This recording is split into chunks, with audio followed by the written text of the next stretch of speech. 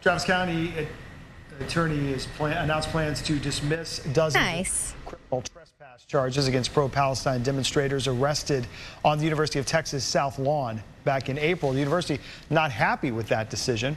The county attorney says it took nearly 4 days to go through all these charges and make a decision following the arrest. Fox 7 Austin's Tan Radford has more.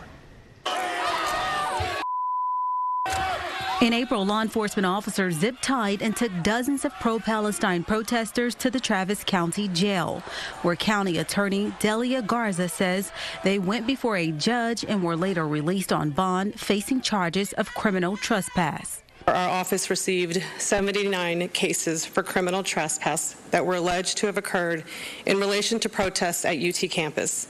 At that time, I voiced my concerns for the large volume of arrests on the low-level nonviolent charge. During Wednesday's press conference, the county attorney said a team of prosecutors spent 90 hours evaluating each case, reviewing the evidence, the law, and concerns about violations of constitutionally protected rights of free speech before a decision was made.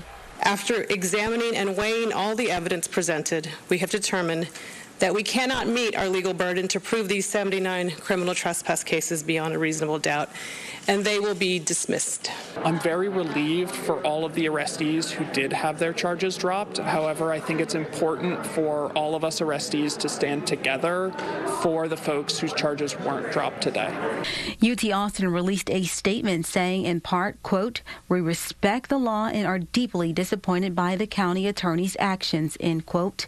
It goes on to say, quote, "Actions that violate laws and institutional rules should be met with consequences, not with political posturing and press conferences," end quote. I think universities are a sacred place for us to be able to dissent, and that I feel a lot of hope in these charges being dismissed. UT Austin says it supports the rights of all members of its community to demonstrate and express their views while on campus, as long as they comply with the institutional rules. I feel like there could have been another solution to allow these students to voice what they felt like they needed to voice. You know, the freedom of speech, the foundation of it was so that government did not interfere, was so that government doesn't stop speech that it doesn't agree with.